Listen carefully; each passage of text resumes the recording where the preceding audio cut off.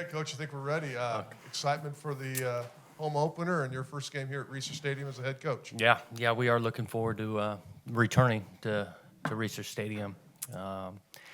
Couple tidbits just after that game against Ohio State, after watching the tape. Again, I think we've got a great chance to learn and improve from that game. You know, we had a bunch of guys really for the first time going out there.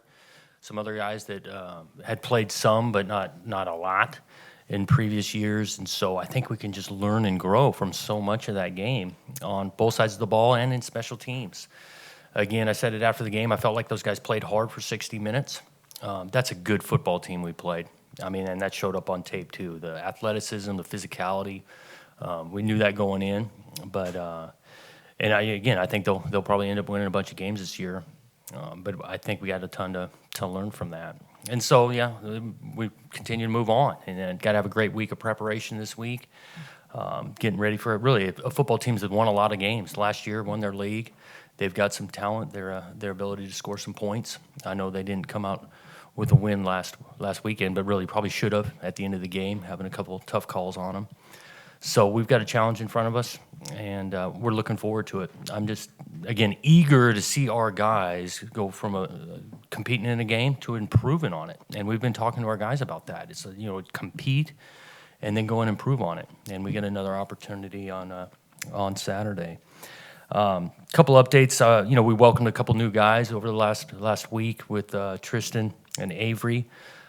Excited about those additions. I actually go back a ways with Tristan, recruiting them when I was at the University of Washington, and again, we're happy that they're involved and with us, and I believe they'll really help us here in the future. And then update really on Luton. He did have the concussion, been going through the tests, and he'll be really a day-to-day going through that concussion protocol as we go along. So there's no real update, but he's going through the proper channels. And really, I feel awesome with our doctors. Just been impressed since I've been here with our training staff, and Dr. Ackerman, and the way they do things. So I got the utmost confidence that he's getting the right care there. Outside of that, any questions? Well, in regards to the quarterback, do you go into the week wide open then, as far as who's gonna play, or because you don't really know what Jake's situation is going to be? Or Yeah, it is wide open. I did think Connor came into that game and did some really good things. It's tough on guys if they're not the starter to prepare like a starter. But I think the way Connor played, it showed that he did that. Gave us a spark, and again, the conditions of having to come in, however many snaps it was, 4 or 5 plays into the game, and operate at a high level. At times, there's a bunch to clean up, but he did give us a spark. And then I actually would jacket in the game in the second half. He did some things and operated, and again against a good defense. But really, a couple is really AP's second run. A little bit of Coletto as a difference maker on that, on what he's deciding to do. So both those guys, we feel it pays off that they got so many reps through August, because both of those guys got to be ready to go. With a game being a first game and your first game and all that, did you get enough of the questions answered from both sides of the ball? I don't know about enough, but we got a lot. I just think we learned a lot of, how these players can handle things, how the players, their skill sets. We learned a lot. We're going to be learning throughout the whole year. But I know this. I think we got enough of those questions answered to be able to improve on it. And that's what we're hoping to do. if Jake can't go Saturday, is Connor your starter? Connor would be the first up, yeah. Okay. Yeah. And then how far in the week, if Jake can't practice, how far in the week would you have to go, okay, we're going with Connor? Yeah, with Jake, depending on how much he can practice, we'll make that decision. And it depends on if he can practice Tuesday, Wednesday, Thursday. We're just not, he has a day-to-day understanding if he can practice or not. Another quarterback-related question. I'm sure you've seen some video of Southern Utah, North Alabama's quarterback. Went wild both ways. Does that, with a couple guys on your roster like that, with Jack, and I don't know if they're the same kind of quarterback, Jack and Connor, but does that give you some did you see some things there that you like to see that Yeah. the dual threat quarterback worked pretty well against? Yeah, against I think. Utah? Yeah, I think first game's always tough on everybody in regards to defenses and what they were able to get done. So, again, we're going to kind of do what we do. We're always trying to find ways to attack a defense and an offense. But I don't think that watching that tape made me feel like great about a particular scheme. Jonathan, defensively, what are some things that you've seen on tape that can maybe give you some or kind of momentum heading into this next week, and kind of how can you kind of build off of a tough performance like that? Right. Again, I go back to learning from it. I mean, these guys, sometimes we're in position and, they made the play. We didn't. The one long touchdown run, we were out of position. And so we got to learn from that. We got to be able to get lined up. The tempo Ohio State played with at times was a factor for us, just again communicating. And so we got to learn and improve on our communication. So there's a lot of things that can then lead to a better defensive performance.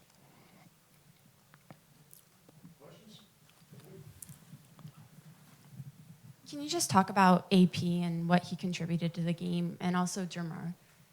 And what was the second part? Sorry, and also Jermard. Yeah. Obviously, AP's two long runs stand out.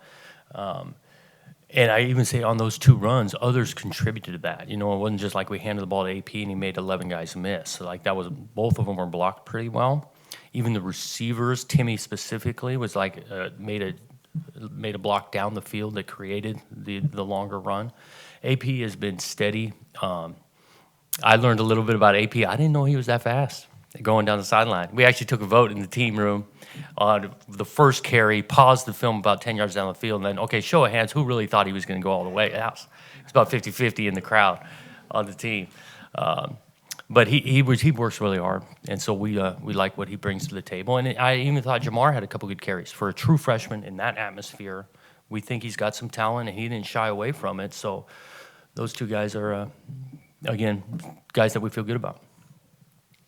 Jonathan, the new kickoff rule, you guys had a couple of fair catches. They kicked it in the end zone a couple of times for touchbacks, and Champ brought it out a couple of times. Mm-hmm. Was there any kind of thought process as to how that went, with what you guys were doing there? Is it kind of how things are playing out in the game, or what can you learn from this game from that? So a little bit of the strategy early on was to go in fair catching it to get an idea on their kickoff coverage scheme. And so to see what we would want to run against that. And then after that, I think it was the second one, we were like, okay, we want to ready to return if it's an ideal kick, right? Unless it's too deep, we're not going to do it, or if it's wide or anything like that. So if it was a grooved kick, then we were ready to return. And I thought, we can improve on that part too. But I do like Champ back there returning some kicks, and he makes some guys miss. So I see us doing similar stuff as we move forward. Some fair catching, some we're going to bring it out. Do you like that rule? I do. Again, I just like the way college football's headed, and always trying to improve the game, keep the game as safe as possible, and that's one avenue they're investigating, to keep it as safe as possible. So I do like the rule. What do you know about Southern Utah and what you have to do to beat them? Yeah, I know they can win a bunch of games, and I coached in the Big Sky Conference for 2 years, and they won that league last year. I know they've had players go on in the NFL recently, so they'll present a challenge. I haven't watched their last game, but now really diving into their previous year to get their full background. But I know they'll come in and present a challenge. Coach, did you stop the tape on the combined return by Sean Wilson and Caleb Hayes about whether we're going to get a big return on that? Yeah, I go back to learning, right? So Sean makes a great play. It was really created by Doug pressuring the quarterback. And so, again, this is the ultimate team game. So Doug had a great pass rush, forced an errant throw. Sean does a great job of picking the ball. I'm into the effort that Sean's having. He's got to keep the ball locked up. Ideally, he's not trying to bounce it to Caleb, which he wasn't. We were just fortunate there. But, again, learning from things. And that's where I go back. That was later in the game. These guys are still playing hard. These guys are still swinging, competing. Even on that return, I think we're down 35 points. Sidelines got some energy to it. And if we can do this thing together and grow and learn and compete and then improve, we can feel good about things. Coach, do you have an update on Isaiah Dunn at all? Do you think we'll see him anytime soon? I hope so, to be honest with you, yeah. Still, day to day, he was not ready to go this last weekend, and so he's working really hard. He could help us in the secondary, but he's still questionable for this weekend. You got through the first game and months of your first job, your first game. Now it's down to your first home game. You're gonna be happy when that's behind you and it's all about football. Yeah, I'll be happy when I'm not answering these. But I'm looking forward to it. It's pretty similar. I'll be excited. I know our guys will be excited to get back home and have a crowd there, and looking for some good energy. You know, that's what I remember. Research Stadium, man, great energy. Third down, chainsaw, crowd noise being a factor, and I know our guys will be ready to go. You know, there's been articles about big games, payout games, and there was a lot of them this weekend. And of course, Ohio State was on the schedule long before you got here. I don't know that we've asked you your philosophy about that, what you like, and how much is it the AD, and how much does your boss then ask you for input, and then they just go and do what they're going to do. But what is your preseason philosophy for setting yourself up for conference play and ultimately a bowl game? Yeah, I think it kind of starts with these things getting scheduled so far out that, you know, you might have a philosophy, but you better keep your job for 8-10 years before it really can play out, because these things are scheduled out. Again, the schedule is what it is, and so that experience, I think, again, for these guys going to play a tough place and a really good football team, there's some positives about that. But again, the things scheduled so far, my philosophy is the schedule is what it is, and we get a chance to play on Saturday and be excited about doing it. Did you get a chance to get some scores from around the conference, and was there anything that kind of surprised you around the Pac-12 when you looked at some scoreboards and Right. anything like that? You know, I saw some scores. Nothing really, obviously, you know, coming from UW, but I saw that score. Would have loved to see them being able to pull that through. But outside of that, I saw scores, but didn't have much thoughts.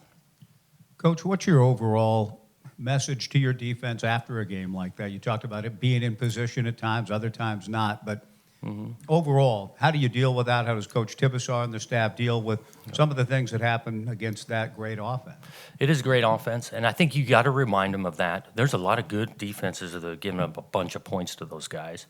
And at the same time, we got to learn from that. Just because they're really good, well, we're in a position where you can make that play, or you got to get lined up to give us the best chance. So we got to learn from those things. So the message is we got to improve on it and give credit when credit is due. Those guys are pretty good.